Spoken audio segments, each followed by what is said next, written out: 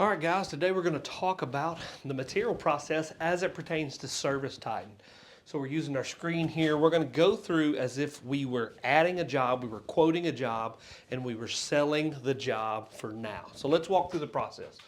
So I'm on a job, right? We need to go in and we need to add this into ServiceTitan. We need to quote a job. Let's do that right now.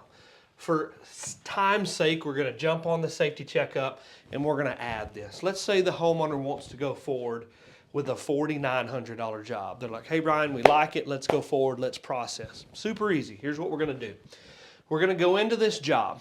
Now, when time comes to get our material, this is how we're going to order our material.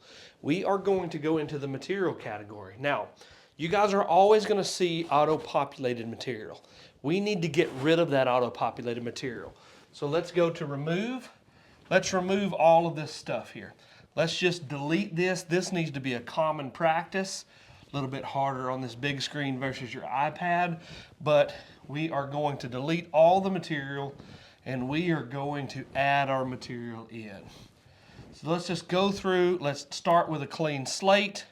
Start with a clean slate here. Remove the material, getting good at that. Perfect. Okay, we got a clean slate here, $0 in material, $0 here. Nothing showing up here. So let's go add some material. Let's say we need 10 parts, okay? The process is if we need 10 parts on our truck, or we need 10 parts for the job, I should say, and we only have 5 of those parts, and we need to order the other 5. Guess what we're going to do? We're going to order everything. So let's do those parts right now. Let's go boxes. Let's say we need a cut-in box. Here, this may be a little harder on here. Let's say we need a cut-in box. That's going to be that. Okay. Let's say we need to go back and do, let's say we need a breaker.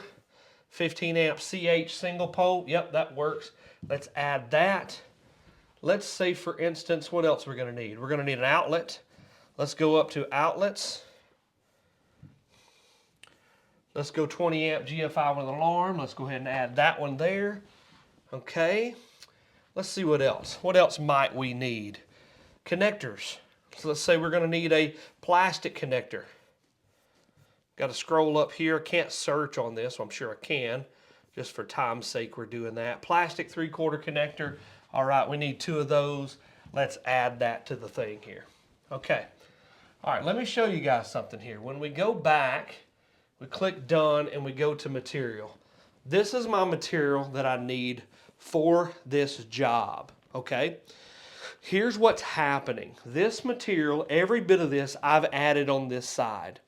When this job sells, or we are going forward with this job, this material is then transferred. Right now, ServiceTitan says, I put this in and it's coming off my truck.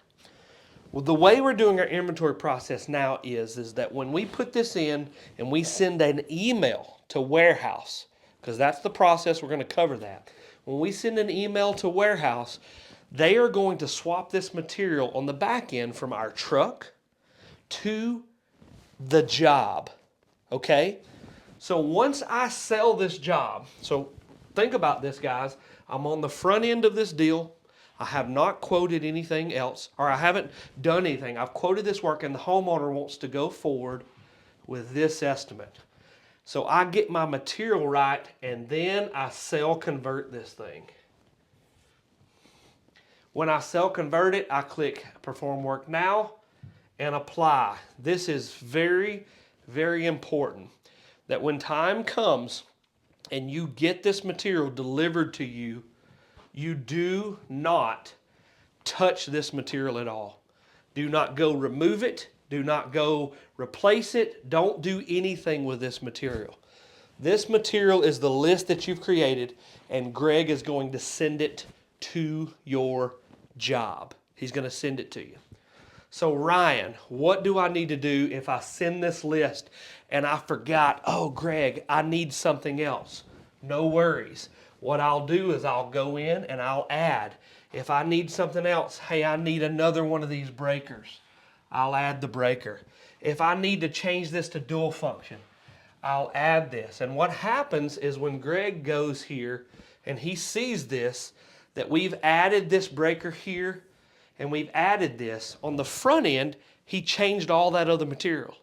When we add something, he's going to know that we added it, and he's going to know that that's the differentiating factor there.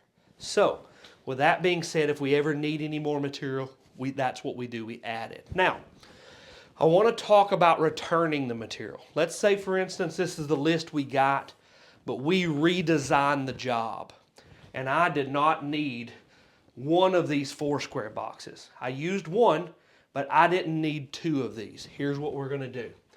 We're going to go in and we're going to add another 4 square box.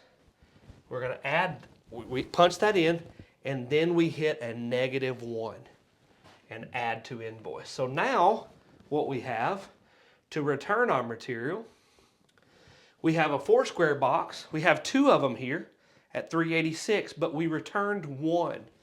Now what that does, guys, is that puts this 4 square box back on your truck. It does not return it to the warehouse. It puts it back to your truck. Let me write that down right here.